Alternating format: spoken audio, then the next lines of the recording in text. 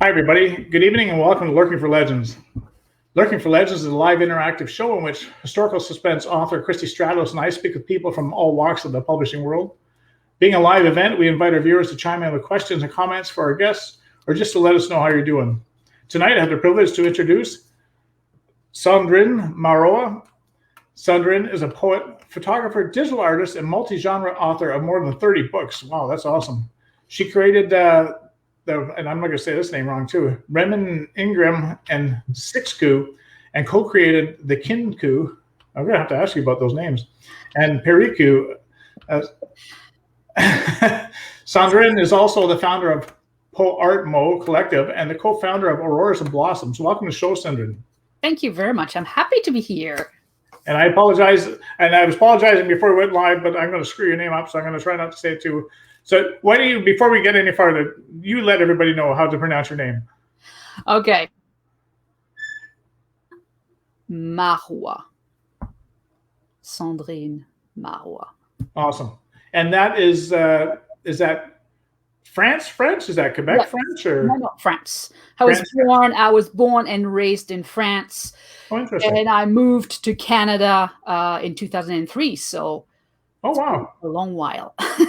Yeah, that's only 17, 18 years ago. So yeah, 18. Almost so what brought you to Canada then? I'm sorry? What brought you to Canada then?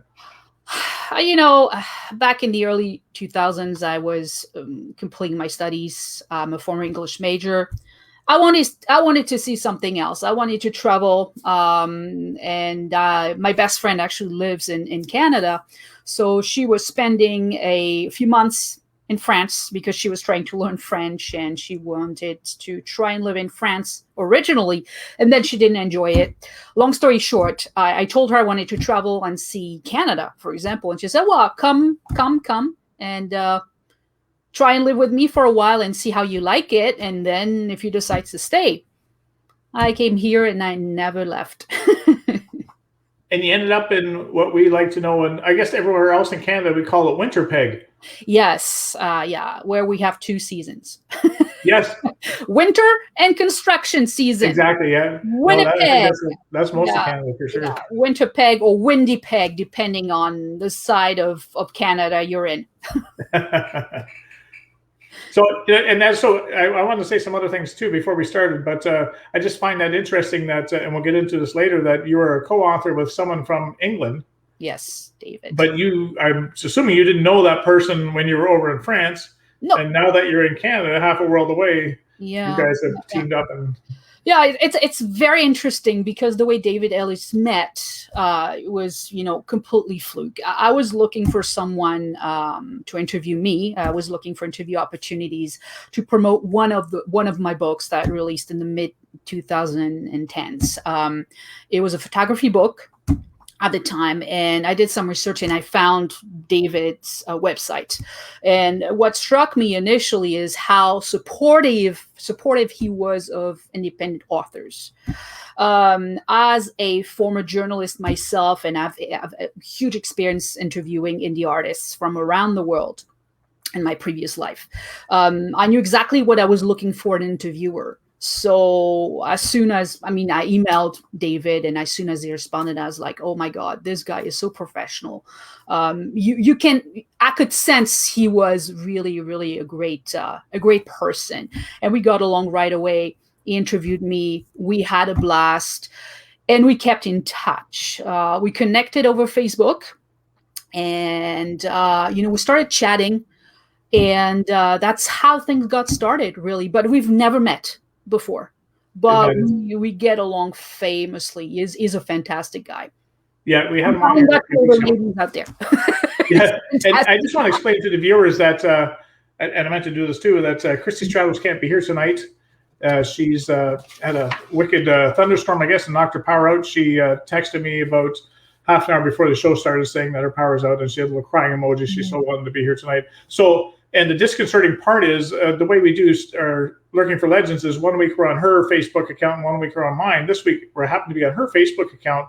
So when I respond to viewers in the comments section, it's going to say Christy Stratos author, but it's actually me doing that. So I'm looking at it and go, oh, there's Christy. Oh, no, she's not. That was me actually that said that. So So I apologize to anyone who's looking forward to seeing Christy and not me, that she will not be here this week. She was a little saddened by it, but we will soldier on, and I will try to keep our guest going.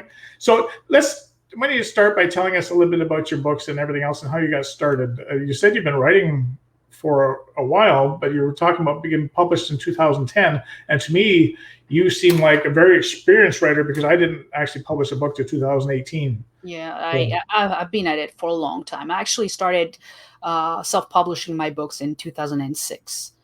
Wow. So I've been at it for 15 years now. It's been quite a while. People think I lie about my age and say, no, you're not that young. You're at least 15 years older than you pretend you are. And I'm like, no. So I focus mostly on poetry as a poet, but over the years I wanted to increase my range and, challenge myself a lot. And so I wrote a play, and I started focusing on things like haiku, which is my favorite poetry form in the world. So poetry, theater, photography books. I've released a few social media ebooks on my own and with David.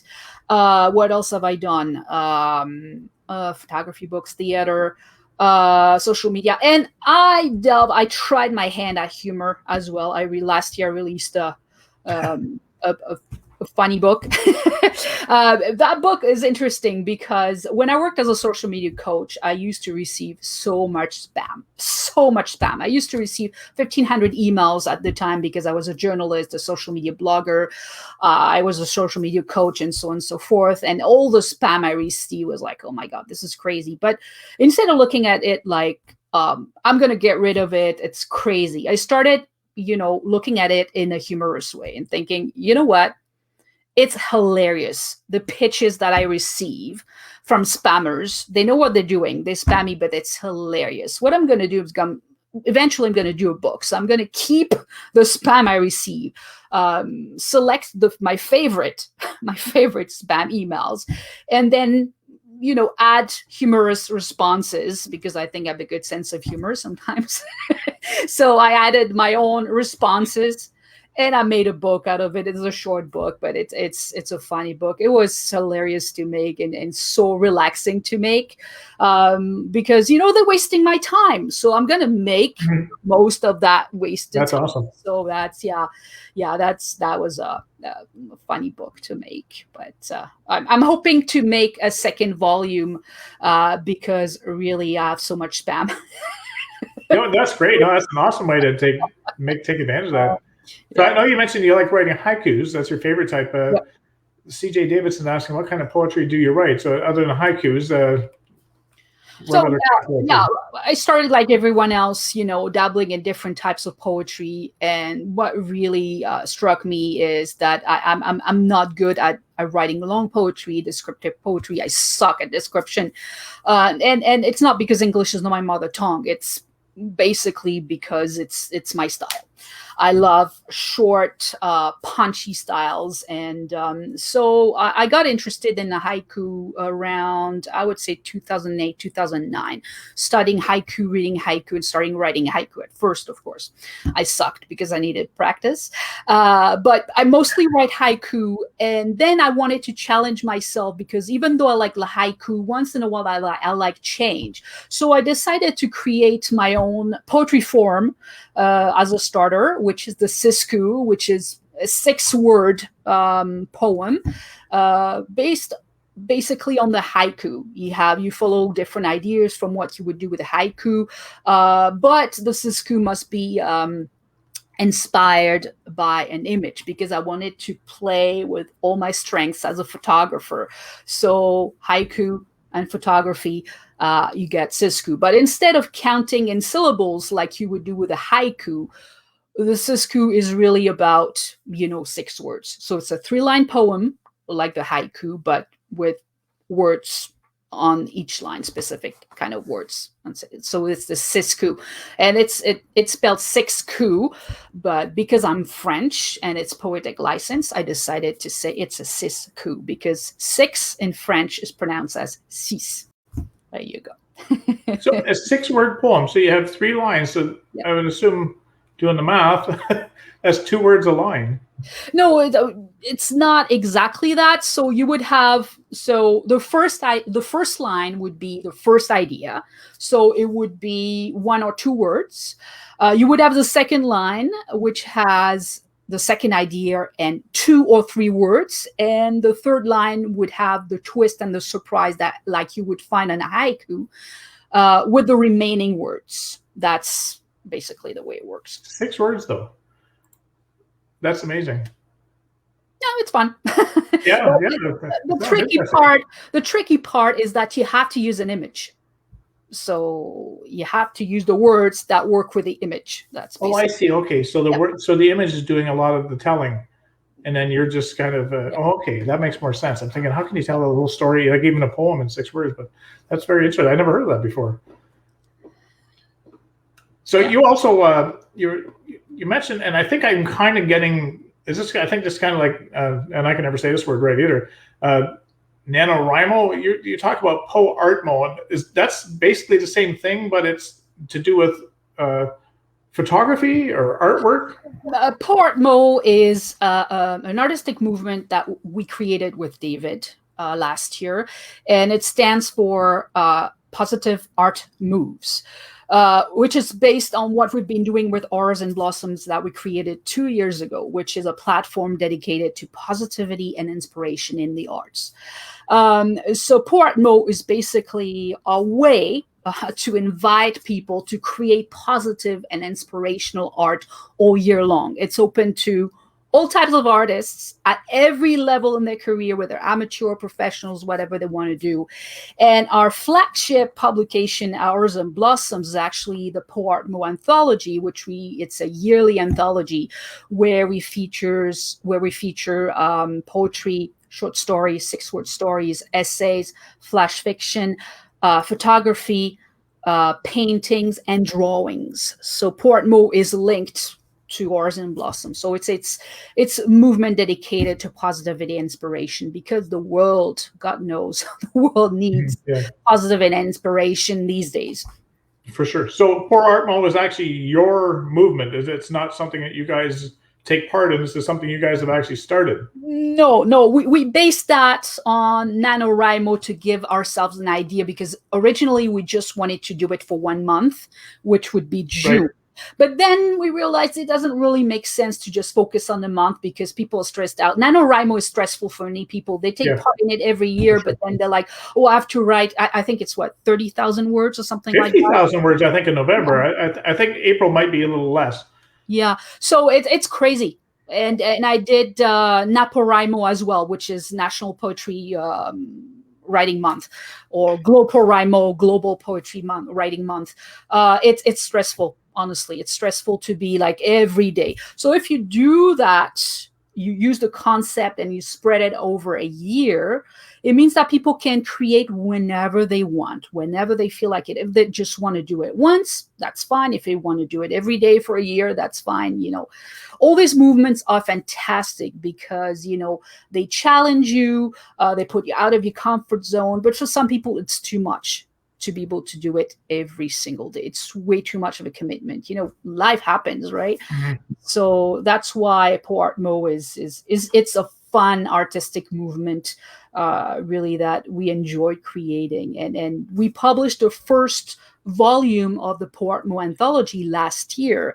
And now we're working on the second volume, which was filled really quickly a long time before the deadline. And now we're accepting actually submissions for volume 3. So we might have a third volume this year, but let's not be too bold. But this year, what is unique about what we're doing is that we want to have a dedicated PoArtMo anthology for kids, 13 to 16-year-old creatives as well. So it would be a separate anthology. So we would have volume 2 and the anthology for the kids. And we've received quite a few submissions already. So we're very positive that we should have an anthology this year for kids as well. That's awesome. I love that. Yeah. And just before I get ahead of myself, I just want to put in a few comments here. CJ Davidson, and if you're going back to your spammers, those spammers can be very funny indeed. Just have a look at it. It's like the phone spammers asking if I need my ducks cleaned. I say I have chickens. Yeah. And then you're talking about the haikus, and Anita was saying that she likes the shorter stuff as well. Mm-hmm. So, okay, so getting back to not PoArtMo, where was I going with this? I don't know. You were talking about your PoArtMo. How can people actually get involved? Do you accept open submissions from like anyone? Anyone can partake in that? And if so, how can people get involved? What would they do to actually find out about this? They can do whatever they want. They can get involved on their own. They don't have to contact us or anything. As long as they, link to us saying Auroras and Blossoms, organizes PoArtMo, and this is my participation, everything, and so on and so forth. But we are more interested in receiving submissions from people to be considered for anthologies, because that's yeah, I'm sorry. That's what I meant. I must not have said that properly. So, how would they send submissions to you? So they would basically have to go to our website, which is abpositiveart.com, and they go to the website, or they should look for Auroras and Blossoms, and they will find us. It's very easy. Or they can go to my website, creativeramblings.com. And, the advertisement for Auroras and Blossom is plastered all over my website, so they can find it very, very easily. So we accept submissions from everyone. We do not look at the credentials. We do not care who they are, as long as their work falls into positivity and inspiration. And of course, they follow our guidelines, because the main problem with artists these days is not talent. They're extremely talented. All of them are talented. But the problem is that they don't always read guidelines. So they send us stuff. It's not positive. It's not inspirational. They don't follow our guidelines. We say, you have to use certain resolution for photos. They decide that the resolution doesn't fit them, so they're going to send us another kind of resolution. But we're inclusive. Honestly, we do not care about who the people are. We do not care about that. We do not care about who has published them, how many times they've been published. We look at, the talent, the message behind their piece, the professionalism as well, the way they portray themselves, because, you can be the most talented writer in the world, but if your attitude doesn't fit that talent, right, we're not going to select you. And also if you follow our guidelines. But we're kind people. We're very patient. We understand that mistakes can be made. So it's, but the main thing is, if your piece is inspirational and positive and family friendly, because another thing that we do is that we want to put kids and adults together, and we want to be able to say, kids and adults can read the art, can read the poems, can look at the paintings and the photographs and discuss things together. And we don't want bad words. The F word and stuff like that is not accepted. So the language has to be very, very, very clean, so that kids, 8 years old, 9 years old, 6 years old can read what we publish. And when I say this, it means that you shouldn't shy away from difficult topics, meaning cancer, death, suicide, and so on and so forth, as long as it's written in a way that inspires people to think about things differently, or have conversations, even create something, change their lives a little bit. We will accept it, because that's really the purpose of Auroras and Blossoms. We want to change the world one piece of art at a time, and it doesn't have to be a big thing. But we actually we really want art that makes people think, but that is clean and family friendly, so that adults and kids alike can have a look at it, can read it, can see it, and discuss things together. Because, at a certain age, when kids are 12, 11, they're old enough to discuss some topics, especially with the pandemic, COVID-19 and stuff like that. It's very important that we have open conversations about disease, illness, death, and stuff like that. So we really encourage that kind of submissions, as well as, any type of submission, as long as it is, as long as it is positive and inspirational, meaning that it has a positive effect on people and triggers good conversations. That's awesome. And I know they can go on the website and find this question out, but what's the deadline for this next anthology, just in case someone's starting to put that around. So we have December 31st. Okay, right at the end of the year. Okay. And we also have a call for submission for a digital exhibition as well for September. I think it's September 30th as well, because we want to give visual artists as well a good opportunity to build their resumes and to have those exhibition notches, if I can put it that way, so that they can say, our goal is also to publish and to give a chance to people who have always been said no, because, their work may not fit, big publications, so on and so forth. So we really want to give a chance to as many people as possible, as long as they wish to be inspirational and positive. Right. C.J. Davidson says loves that it's kept clean. Yeah. And David, who attends our show quite regularly, says he did some rhyming in his latest book. Actually, he just released it today, I guess. Oh, congratulations. Book 4 in his Joe Ballin series. He did some rhyming for Intersection, but it wasn't poetry, I can just imagine. And it might not have been clean either, so I don't think it would have made your submissions. If it's not clean, no. As good as it may be the best piece of writing you will ever read, if it's not clean. So, you have a piece that is not clean, but you want to send it to us because it's positive. It will have a great impact on the audience. Just clean the bad words. Clean it up a bit, remove them, and we will consider them. So, no bad word.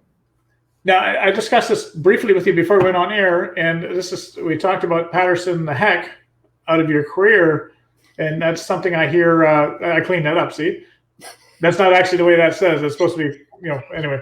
Yeah.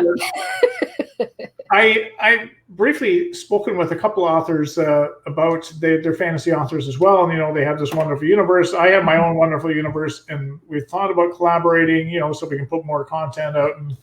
But I want it in my universe. Obviously, they want it in their universe, but I don't know if I could give up control of what I'm writing in my book. But you co-author with David Ellis, and I'm just curious as to how that process goes for you two.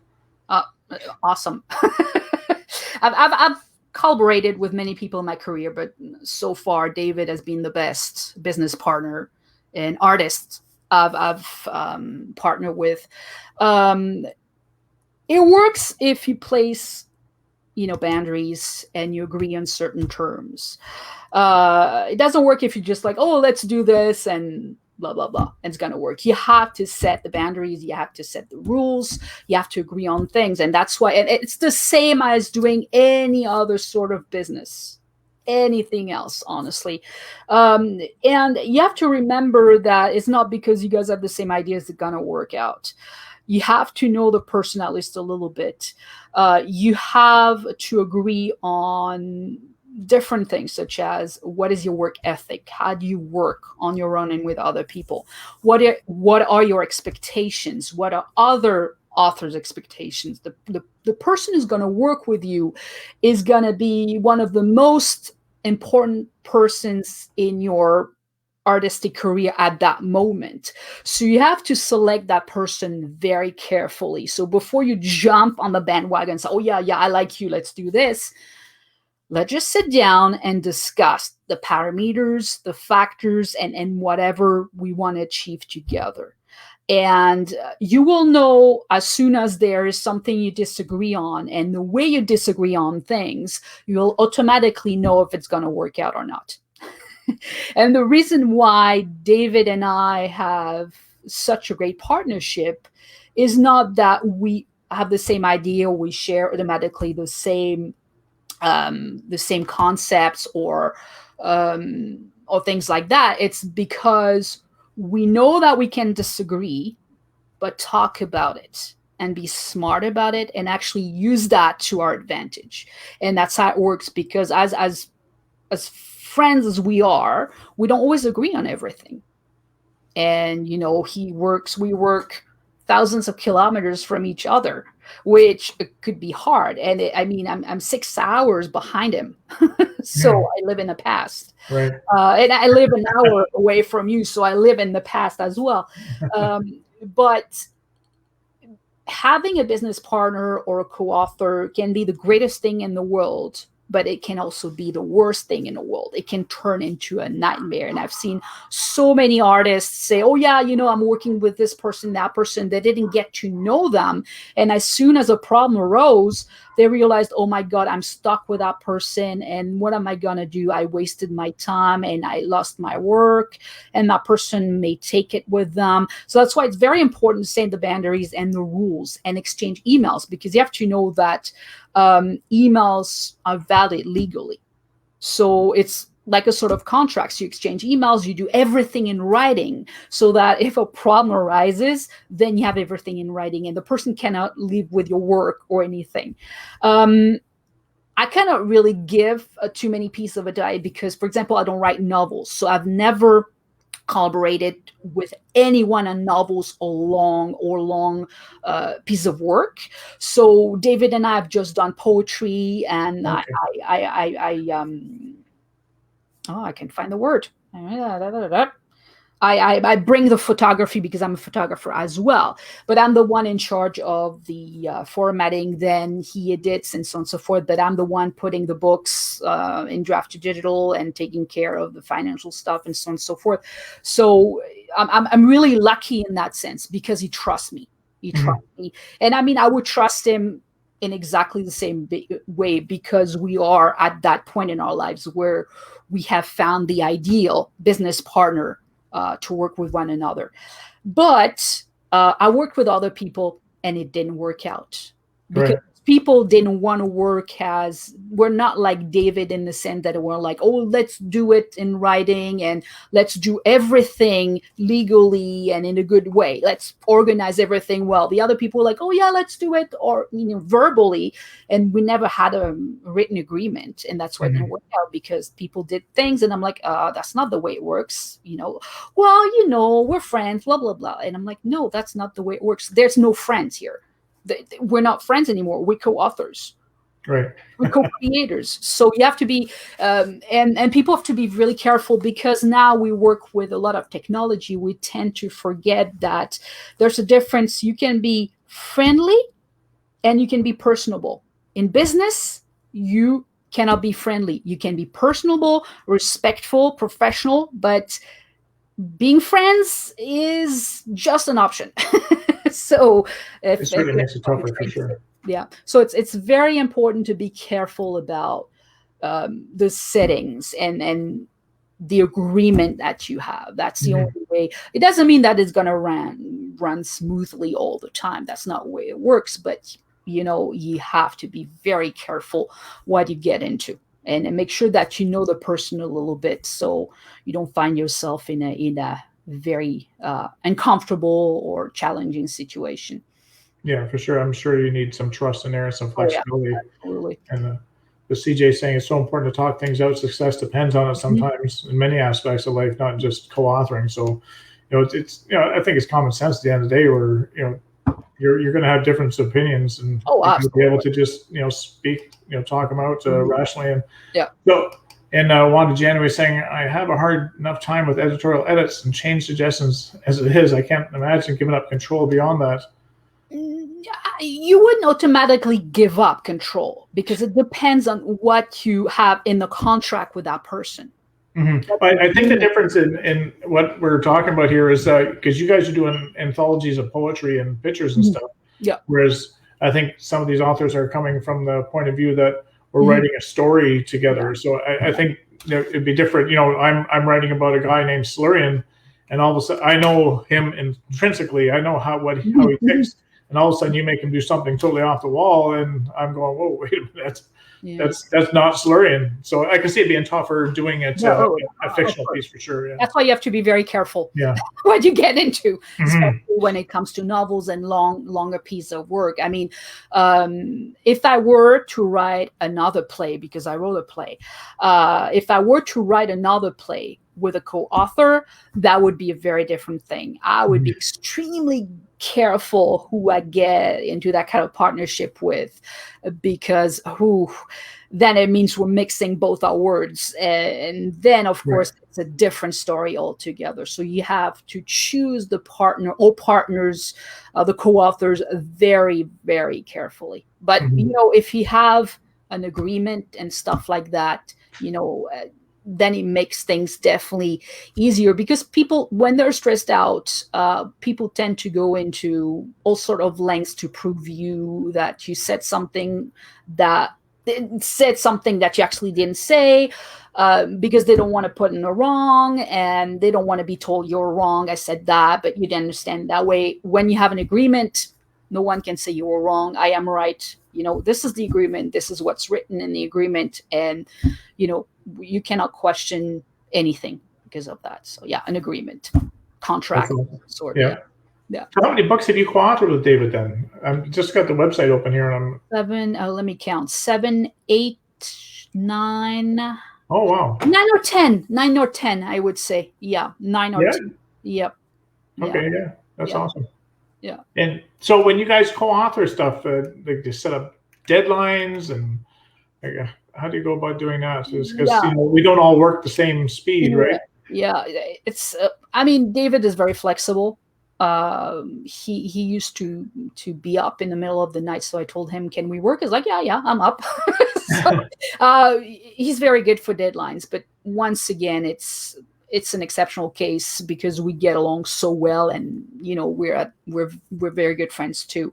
But yeah, I would recommend really set up deadlines, but that's part of the agreement and the contract that you sign with your co-authors or co-author. That's part of it. You have to set up everything, such as deadline, what you expect of each other, and so on and so forth. So it's all has to be part of that contract. But yeah, once again, no verbal contract, because the words don't mean anything anymore in these days. You cannot give your word to anyone anymore. Like years ago, I don't know if you remember, even like, I'm not that old, but I remember my grandparents used to tell me, your word used to be a bond.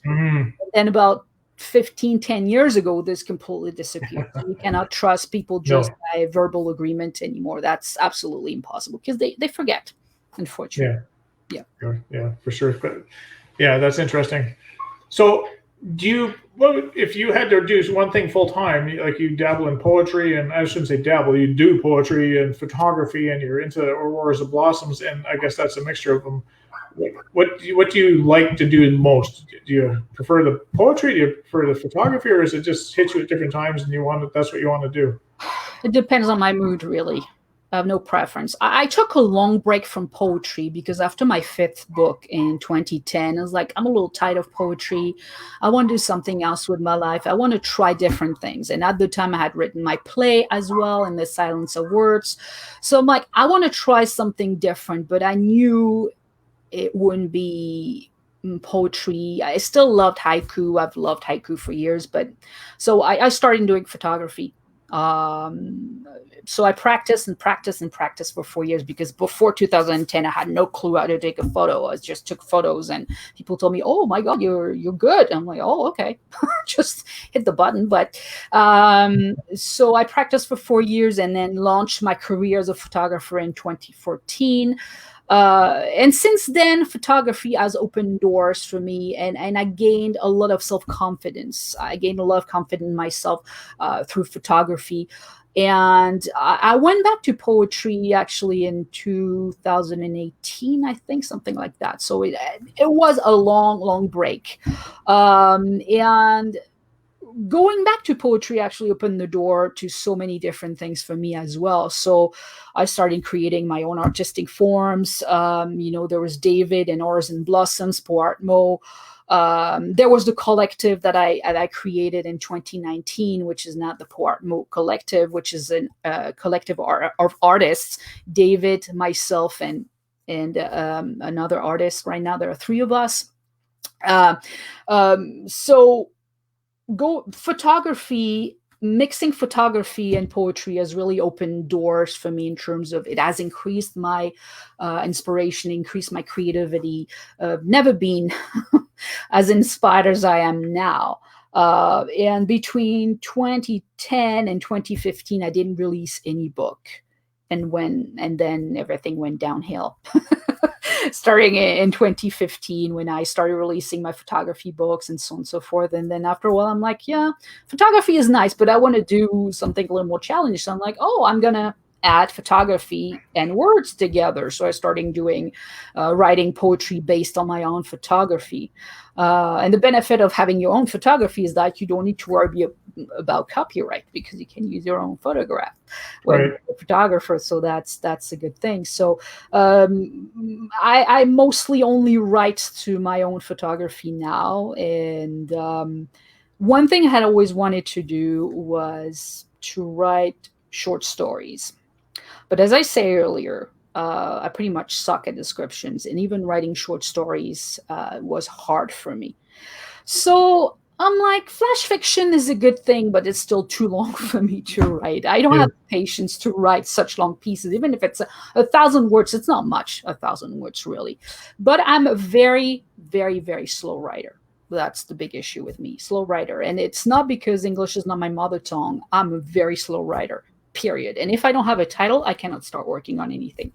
So I'm like, you know what? I still want to write something different from poetry because I don't think I will write another play. I'm not really sure, but I still want to try something different. So I'm like, I'm going to do a mixture between poetry and flash fiction. So I came up with the concept of the flash coup, which is basically 100-word piece that must be inspired by a photo. And you have to use 7 words from another piece. Can be anything, poetry, anything. And the words can be in any order you want, but they must be included in the piece. And it brought me back to my days as a playwright when I wrote my play. And I realized, oh my God, this is very interesting because I realize that I write, anything that I write like I would write haiku.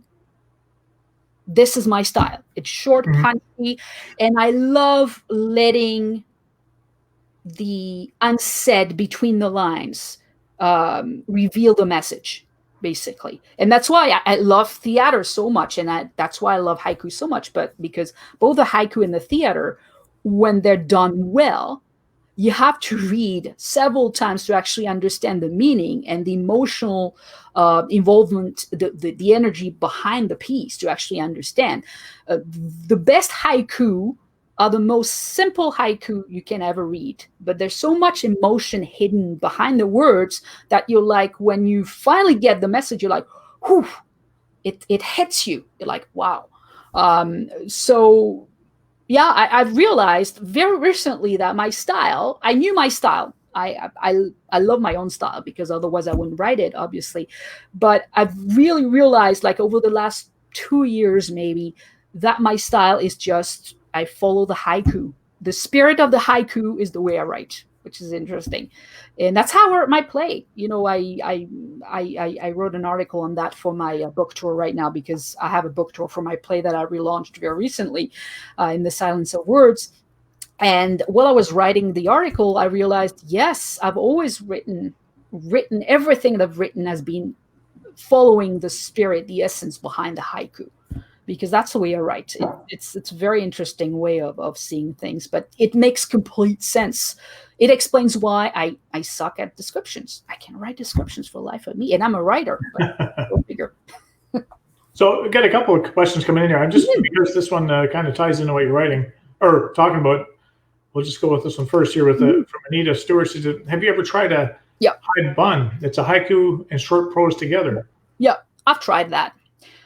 It's fun. It's really fun, but I still prefer just the haiku. But the high bun is a very good challenge. It's an enjoyable form of Japanese poetry. Yeah. Oh, cool. And CJ said, you mentioned social media marketing. How do you manage to keep up with the best practices and those darn changes? Social media, one thing that most people don't understand, that social media works like real life. It just, the only difference, people are hidden behind their computer screens or devices. But I used to be really in the know about marketing change, stuff like that, because I used to be a social media coach. So I had to be in the know, but I stopped back in 2016 because I had to take care of my grandmother. I had to go back to France. So I lost my clients at the time because I was gone for such a long time. So I basically do not pay attention to those trends because at the end of the day, we're whole human beings, and Social media is about the human journey, really. It's about the way people evolve, the way people behave, the way people are. So at the end of the day, the trends, I hate Instagram. I can't stand it. It used to be fun, but not anymore, because with the algorithm, everything is filtered. People can't see anything. Just like Facebook, which have made it for many, many, many years. Their businesses, I understand they need to make money, but at the same time, they're making it so hard for hardworking people to be seen, visibility. So I treat social media the way I would like to be treated. Basically, that's the way. I don't really care about trends, and I don't, because it takes too much of my time. But one piece of advice I can give people, if I may, is that do not worry that much about trends, because they're always the same trends. I used to do those roundups with those big social media pros at the time. And, every year they used to ask us, would you want to contribute your how you see social media going in 2019, 2018, 2016? What will be the next trend? And every year it was the same thing. So live streaming, for example, which is now a big thing. I recorded a CD at the end of the 2000s with poetry. And I did live streaming. I was one of the, no, I'm not going to say pioneers, because that's not true, but there were a few of us doing it. But live streaming was already big at the time, and that started around 2005, if I remember correctly. That's, there were those platforms. One of them was Excellent Live Stream. I don't know if it still exists, but if it still exists, I'm pretty sure that's changed a lot over time. But this time it was free, so many options. It was fantastic. You had an administrative panel like you have here, but a little more complex than what is with live with StreamYard. Sorry. So all these trends, it's like we recycle the trends every year. They tell you videos are going to be the big thing. Of course, videos are the big thing. Most people are visual learners. So how do you expect them to learn anything? I mean, I'm a former French teacher. I taught French to adults for 13 years. So honestly, most of them are visual learners, so it makes sense. So people learn by visualizing things. For many, many of them, I would say about 70% of people are visual learners. So I really don't care about trends. What I worry about, and what you should worry about really, is your readers. Who is your ideal audience? How can you get to know them? How can you find them? How can you connect with them? Treat people the way you want to be treated, and things will happen. Doesn't mean that you will be a millionaire, will be rich and famous, because that's not what you should aim for as an author or an artist. You should aim to connect with your audience, create things that make their days better, bring some light in their days, create conversations, treat others the way you would like to be treated. And those damn trends and TikTok and whatever, it's useless, because at the end of the day, you are at the mercy of a third-party program that can cut you off whenever they've decided they would cut you off. Look at what Facebook has been doing. Look at what Instagram has been doing. I mean, it's very hard to be found. We know that. But it's not because of that technology. That's because everyone is busy making noise. Everyone is busy trying the latest trend, or whatever they call the latest trend. But at the end of the day, it doesn't matter, because you do not need 5 million, readers. You need a few hundreds of readers, a few dozens of readers, and those are the people you're aiming for, really. Right. And that, keep up with what you feel comfortable keeping up with. You don't have to be everywhere. Just be on 1, 2, 3 platforms max, and then, have fun with it, really. And people will react to you. That's really, it's not I know for some people they're expecting something, because I said, I used to be a social media coach. They were expecting something, incredibly useful, but that's the way it is. That's really, at the end of the day, we're whole human beings, and we want to be treated like human beings, readers and artists. So that's the same thing. Yeah, for sure. So just before we round it off here, David Kelly's asking, what genres of books do you market through social media, and which are the easiest or hardest to promote in your experience? It's a hard question. you have to treat each book. It doesn't matter if you've been releasing 5 million poetry books. It doesn't matter. You have to treat each book separately. You have to have a strategy for each book separately, because the books I used to release, for example, poetry back in 2006, my style has evolved. I write differently now. So what interested my readers at the time is not of interest to them now, because some of them don't like haiku. So really, at the end of the day, what people have to understand, and authors in particular, is it doesn't matter how many books you've released. It's easy these days to release books. It's easy to write books. Honestly, yes, it's hard to write. I know it's hard to find the motivation, especially if you release novels and long projects. It's hard. But if you think this is hard, then wait until you have to actually to market your book. And you know what I'm talking about, Richard. Oh, for sure. I think you got your author copies of your latest book recently, right? Yes. I think you had a video on Facebook about that. Yep. Congratulations, by the way. Thank you. So really wait until you actually have to market the book, and then you can complain that it's hard, because the rest is really easy. And if I counted the number of hours that I've had to look for people to help me promote the book and find, ways to market myself, and I mean, it's the hundreds for one book. But yeah, as I said, you have to treat each book differently. What works for one book will not work for another. And yes, there are genres that work better than others. Poetry sells very little. But at the end of the day, you have to remember that the more a category of books works, the more saturated it will be. So the harder it will be for people to actually find you. And I read, it was years ago that, you need a certain, I think a few thousands of copies to sell a few thousands of copies of a novel to be considered bestseller. But for poetry, you just need to sell 300 copies. And people will say, oh, just 300 copies, that's easy. But it's poetry. It doesn't sell. Right. That's why there's a huge difference between poetry and, for example, let's say sci-fi. So where you sell 2,000 copies and you consider it a bestseller, and me, I'm 300. So it looks easy. Oh, yeah, that's easy.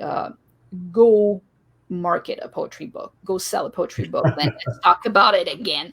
But remember that the more popular category is, the more saturated it will be, and the more noise there will be around books, and it will be hard to be found. So, So you need to write reverse harem poetry. Reverse harem is not the big genre, or is that going passe again? I don't follow trends. I don't. And that's actually there. Yeah.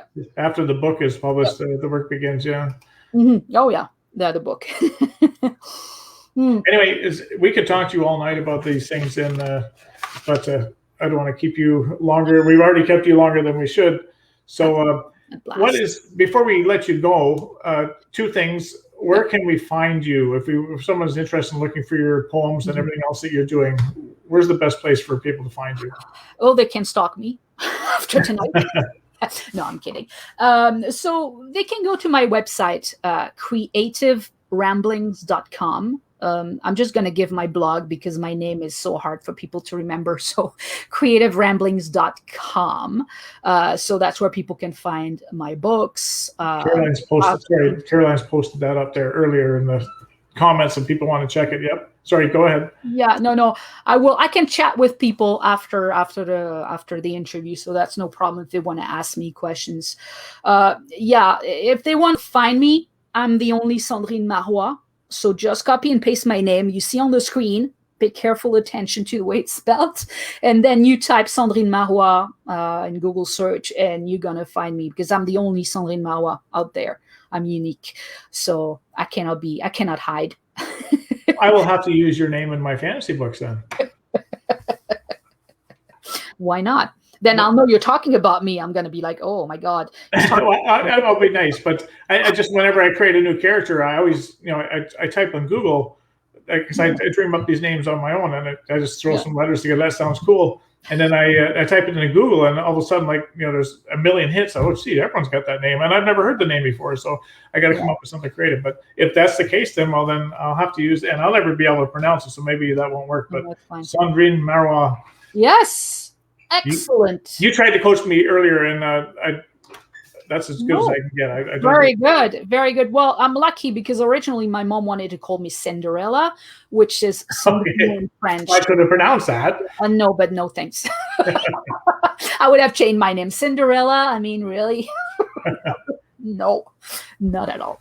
Okay, before we let you go, what's new in your world? What's coming up that people can look forward to? Oh, what's coming up? So many things. I'm always busy, but yeah, I have just relaunched my play. I talked about it a little bit during our conversation, In the Silence of Words. So basically, I just had released the ebook. So I wrote the play in 2007, and I released the ebook in 2018. The problem, I had procrastinated for many, many years about, releasing the print and so on and so forth. And I finally did it a few months ago. And that's why I relaunched the play. Awesome. Actually this week. And in September,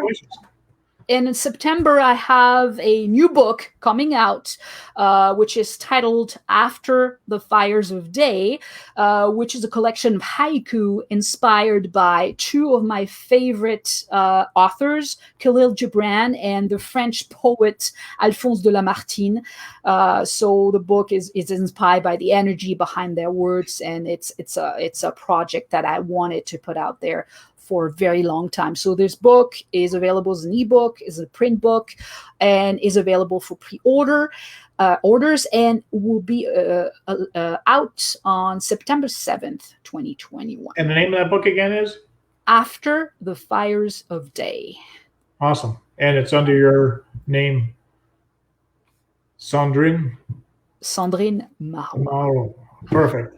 They can't miss That's okay. Don't have nightmares over it. That's okay. No, that's okay. I sometimes sometimes search for my name on Amazon, and I get all these different Richards that are, not me. Yes. Yeah. Anyway, thank you for joining us tonight. I was going to say, Christy and I appreciate you being here. I'm sure Christy does appreciate being here. And again, she apologized that she couldn't make it. She was not cooperating with her tonight. So hopefully we can get together with you and Christy again some other time. That'd be great. But thank you for joining us, and good luck with everything you're doing, and especially your co-author collaborations, the Auroras and Blossoms. Yeah. And at this point, I normally ask Christy what's new in Christy's world, so she can't tell us. Maybe she can put them in the comments later if she's able to get some power back. But my news, I've finally returned to writing Dragonsect, which is book 2 of my Highcliffe Guardian series. I've been so derailed with the release of the Highcliffe Guardians, Keeper of the Jewel, and that released on June 15th, and I thought I'd be back into writing my book long before now, but I wanted to go back to 70,000 words into it already, so I had to reread it again, and of course when I'm rereading it, I'm editing it all over, and it just took forever, and I just finished the edits for my latest audiobook too, and that was very time-consuming as well, working with my narrator. And so that's supposed to be out sometime this month. Hopefully it'll release on audio through Audible sometime in July, but they've been pretty slow because of the pandemic and everything that's done to their business. So other than that, I guess that's it for me. Other than I'm drinking from my new cup, which is the book that I'm writing, actually, which is kind of cool. So I actually have the merchandise before I actually have the book out. So it's good. Proactive. Yes. Yeah. Very good. So next week, Chris and I, hopefully Chris will be back. I'll be speaking with, and there's another name, Janelle, I believe. Janelle Marie Carter. Janelle is a singer, songwriter, author, and coach. We never had a songwriter per se on Lurking for Legends. And so I look forward to finding out what kind of music she likes to write songs about. Because being a writer, when I write, I have headphones on, and I listen to all different kinds of music depending on the mood of the story at the time. So heavy metal if it's an action scene, or some very dramatic music if it's a sad scene. So it'd be interesting to see what she writes. So until next Tuesday, Christy and I, who is apologize again for not being here. We hope that everyone has an amazing week. Take care. Thank you, Cendrine. Thank you.